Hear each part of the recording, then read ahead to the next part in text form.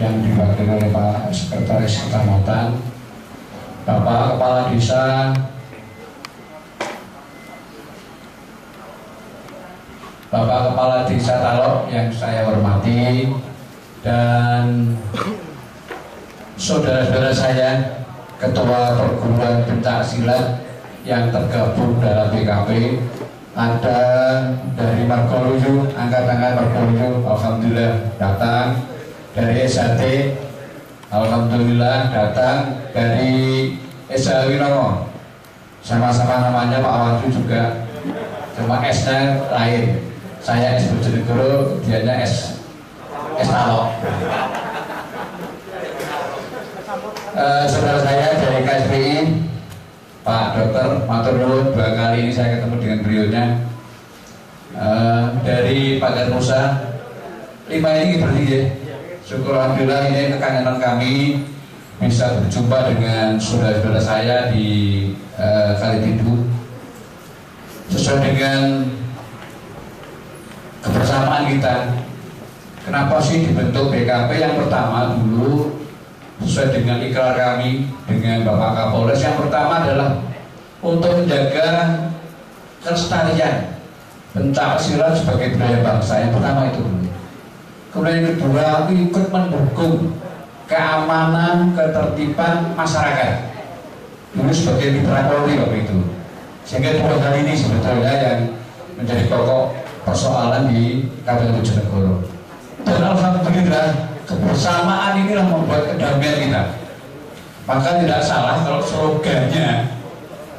slogan untuk BKP adalah damai bersaudara. Saya ingin satu paket saja untuk semangat. BKP damai bersaudara. BKP damai bersaudara. Jadi kalau damai itu gitu. Itu damai betul. Kemudian bersaudaranya begini. PKP damai bersaudara. PKP damai bersaudara. Terima kasih, luar biasa, semangat, terima kasih. Saudara sekalian, pada bulan-bulan ini memang satu ada perhatian kita terkait dengan pandemi yang masih melanda di negara kita, utamanya COVID-19 ini. Dan alhamdulillah atas kerja dari Pak Kapolres dengan jajarannya sedikit menurun untuk bulan-bulan ini. Iya Pak Kasat, luar biasa. Walaupun harus ada paksaan operasi justisi gitu loh. Sing kan nganggo masker didenda 100.000, tapi nek nganggo masker cuma dikandel kaya saya ini kudune kena ini. Tapi kalau saya bicara kan tidak kena kok. Kena 75. Ya mau sampai makan masker nanti masker itu salah. Saudara sekalian, yang kedua, bulan-bulan Muharram atau bulan Suro ini menjadi aktivitas banyak perguruan pencak silat yang membuat aktivitas pada bulan Suro ini. Untuk itu dari Jakarta alhamdulillah 4.039 aman, tidak ada konvoi. Kemudian saya melihat ada dari perguruan rasa juga mengadakan wisuda anggotanya di Sukoharjo. Itu rasa itu adalah perguruan yang asli Bojonegoro. Yang dulu yang mendirikan adalah Pak Ahmadi. Pak Ahmadi itu kepala desa Sukoharjo asli sana. Dulu baik dengan kami, dilanjutkan Pak Leman dan sebagainya, sehingga ke generasi yang sekarang ini masih berjalan dengan baik. Kemudian ada dari Esanomo, biasanya itu Suragung, tapi alhamdulillah di Bojonegoro juga bisa damai, tidak ada persoalan. Kemudian dari KSPI juga ada kegiatan-kegiatan alhamdulillah juga baik. Kemudian untuk terakhir ini mungkin tanggal 27 adalah Pagar Nusa. Pagar Nusa akan mengadakan pengukuran anggota tetap tahun 2020.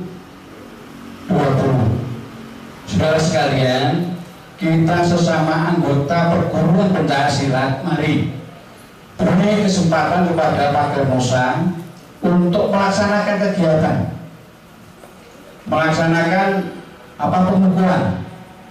Kita doakan bersama agar berjalan dengan sukses, aman dan tertib. Ini sesuai dengan slogan kita, damai bersaudara.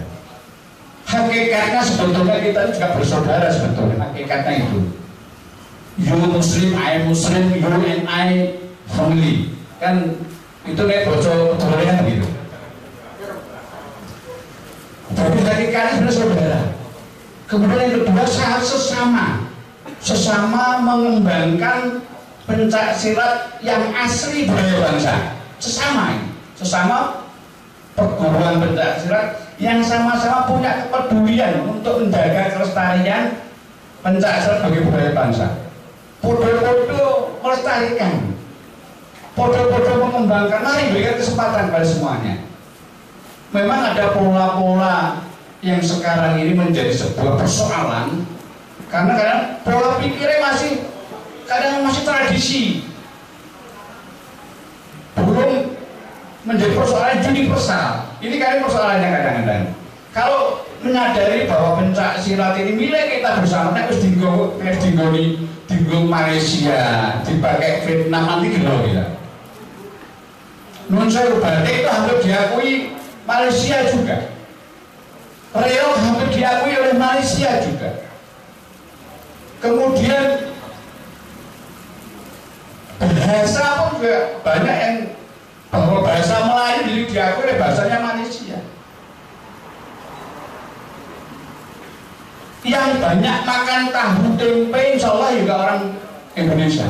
Tapi pengakuan sekarang ini banyak dipakai untuk Jepang dan Cina. Mari saudara sekalian, apa yang sudah kita miliki inilah kita pertahankan. Pencak silat itu milik asli bangsa Indonesia, bela dirinya orang Indonesia. Dulu sebagai alat perjuangan bangsa.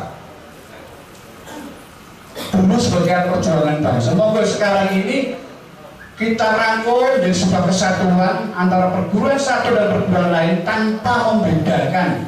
Mau gerak ayo podo. Apa yang KSPN tendangan depan ya ada. Apa yang saya tadi ada tendangan depan ya ada. Apa pakai rusak ya ada. Hanya karena perbedaan, karena pengkultusan pada perguruannya masing-masing kadang-kadang. Fanatisme yang berlebihan itulah yang membuat kadang-kadang menjadi sebuah persoalan-persoalan di tingkat bawah. Untuk yang di depan ini sebagai pimpinan perguruan pencak silat bisa menjaga marwah perguruan pencak silatnya agar bisa menjaga kedamaian, agar bisa menjaga Bojonegoro supaya bisa aman, tertib dan terkendali.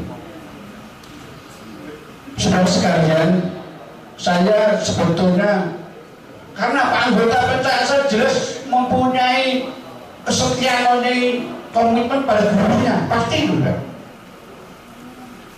Karena ini sudah menjadi kayak semacam tradisi yang dulu.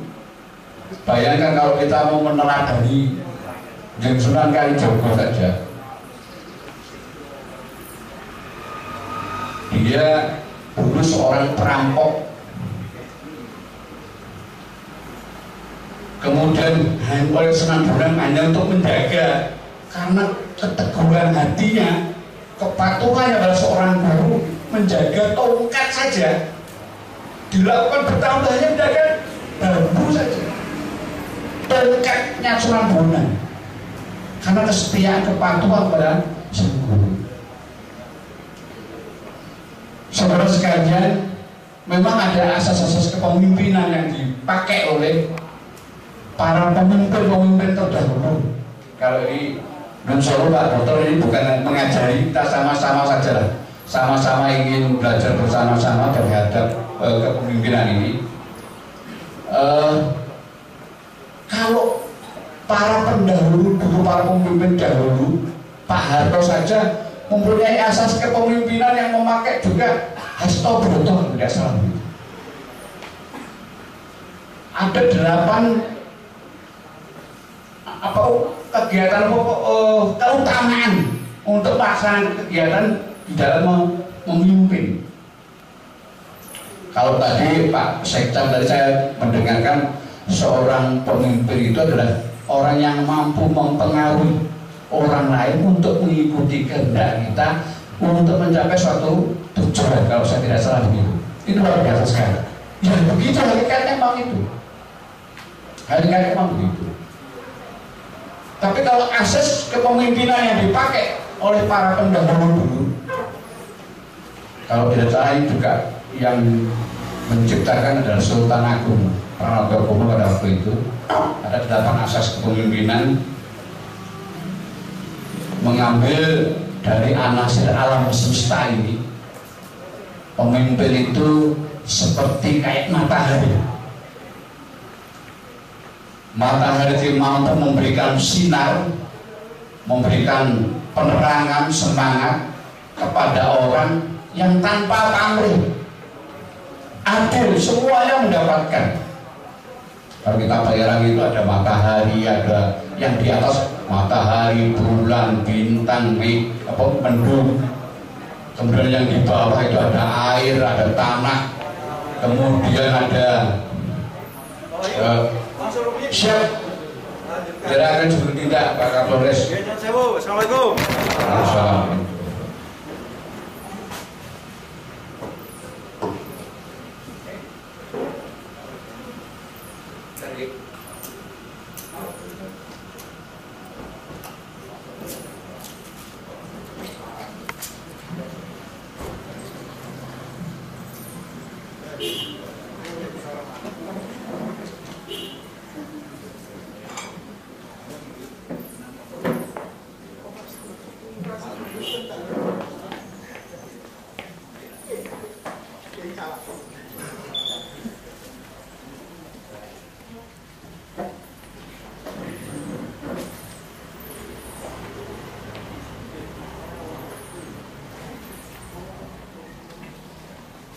Baik, kita lanjutkan terkait dengan asas kepemimpinan Hasto Broto tadi. Yang pertama, seperti matahari atau surya. Matahari itu selalu konsisten. Kalau pagi itu muncul, kemudian menyinari, kemudian kalau malam dengan sendirinya juga akan ambles atau turun. Artinya dia konsisten. Pemimpin harus mempunyai sifat yang konsisten. Nek ijo nek ora ora.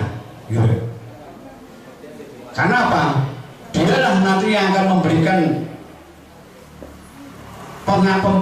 pemahaman kepada anak buahnya, kepada yang dipimpin. Kemudian yang kedua,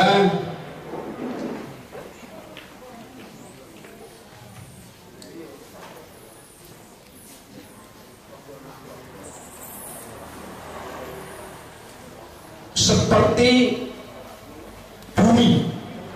Bumi itu orang sifatnya tabah, orang tidak pernah mengeluh, kemudian selalu memaafkan. Bumi itu sifat gitu. Kemudian juga mempunyai kejujuran, karena apa yang ditanam di bumi ini kan kalau nandur pari ya betul pari, bukan nandur pari kumul suket. Nandur pari pukul pari, nandur teror pukul teror, nandur Allah nemu baholo. Jadi itu punya sifat kejujuran bumi itu. Kemudian seperti mendung. Mendung itu membuat suasana yang sejuk, namun mampu memberi ketika orang membutuhkan. Ketika mau tanam kemudian mendung, kemudian terjadi hujan, dia memberi. Ini mendung. Kemudian bulan atau condro. Bulan itu menerangi, namun punya karisma tersebut. kesejukan, berwibawa, sejuk. Seorang pemimpin harapannya juga mampu memberikan kesejukan. Dia mempunyai sinar, tapi sinar tidak menyilaukan. Untuk itu, bagaimana kita memberikan arahan kepada yang kita pimpin dengan suasana yang bisa menyejukkan. Kemudian angin itu udara, memberi kehidupan pada kita sekalian. Ora nek ceritane wong sing ora menghirup udara, siapapun, tanaman, manusia dan sebagainya. Artinya apa? Bagaimana kita bisa memberikan motivasi menghidupkan yang kita pimpin ini dari kesusahan ataupun keresahan-keresahan yang didapatnya. Kemudian pemimpin ini juga seperti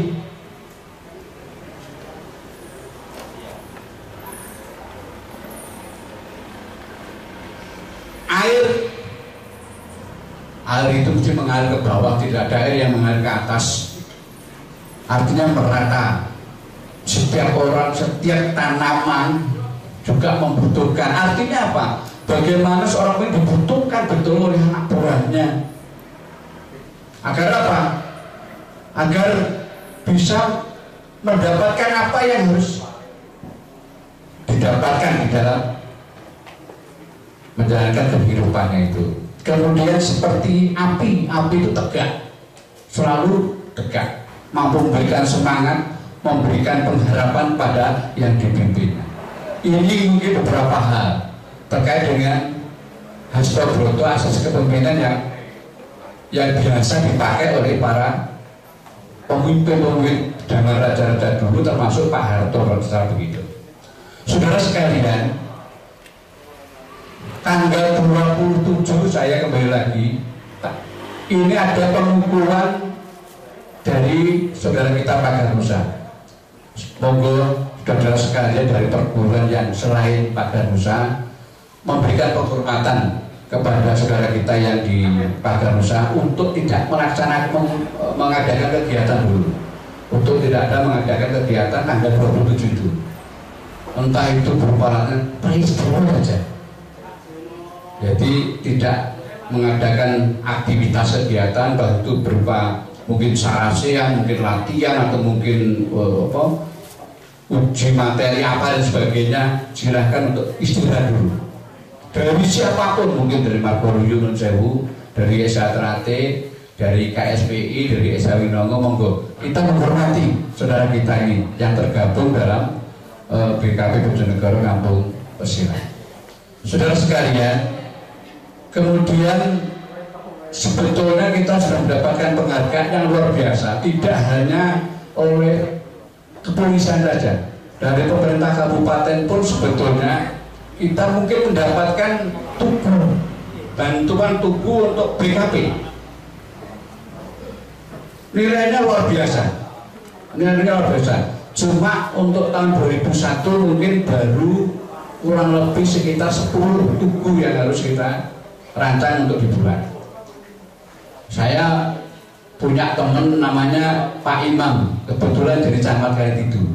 Saya minta, Mas tolong aku rancang bangunan itu supaya apa?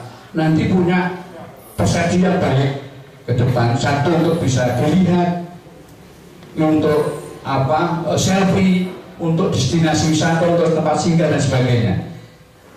Insya Allah kalau ini dipakai, insya Allah kali itu mendapatkan. Insya Allah kali itu mendapatkan orang kali itu. Kemudian dananya kalau tidak salah ada 4 miliar Mbak. Ada 4 miliar. 4 miliar 400 tinggal ke 10 orang. Artinya ya luar biasa. 400 juta itu juga tinggi ya. Insya Allah bagus lah. Tinggi banget berarti soalnya ya mungkin tak berarti soalnya. Nah, cuma ketersediaan lahannya itulah yang mungkin yang perlu kita pikirkan. Karena apa? Jangan sampai justru tidak di tempat yang benar, tanah yang mungkin tanah sengketa kayak. Harapan kami nanti dari Pak Camat atau Muspika bisa memberikan tempat, kalaupun harus ada ganti rugi nanti juga mungkin dari 400 juta ini jauh masih bisa untuk ganti rugi, sehingga ini betul-betul milik BKP nantinya. Selain itu, yang kedua dari sekalian, kita juga tidak hanya mendapatkan bantuan dari pemerintah kabupaten berupa tugu dana hibah, tapi ada sebetulnya pawai budaya. Pawai budaya itu pernah kita laksanakan pada bulan Agustus yang tahun sebelumnya, tahun 2019. Ini mendapatkan apresiasi dari pemerintah Kabupaten Bojonegoro. Dan itu mungkin sudah dianggarkan, anggarannya berapa kita belum tahu, tapi karena terkendala oleh pandemi COVID-19 ini, ya ini masih belum ada realisasinya sampai sekarang. Toh kalau nanti kita adakan juga harus kumpul bareng-bareng, harus menggunakan masker, harus dijaga jalan sebagainya, kan merepotkan kita sekalian. Sementara kita tunda dulu. Mungkin kalau ini hangus biar hangus, tapi tahun 2021 nanti bisa kita laksanakan sebagaimana mestinya. Saudara sekalian, yang kedua, selanjutnya saya ingin mengingatkan kepada kita sekalian. Saya tadi sampaikan bahwa Bulan Suro itu banyak aktivitas dari kegiatan kita, dari perguruan pencaksilat. Kondisi ini masih kondisi sangat memprihatinkan, ada COVID-19 ini. Harapan kami laksanakan ini dengan kegiatan yang menggunakan protokol kesehatan. Jangan sampai aktivitas yang kita laksanakan ini menjadi klaster baru di dalam kondisi pandemi ini. Dan soalnya muncul klaster baru sehingga nanti mempengaruhi aktivitas pencaksilat kita selanjutnya. Saya kira ini sudah sekalian, dan sekaligus terima kasih atas segala perhatiannya. Saya akhiri ihdinas siratal mustaqim.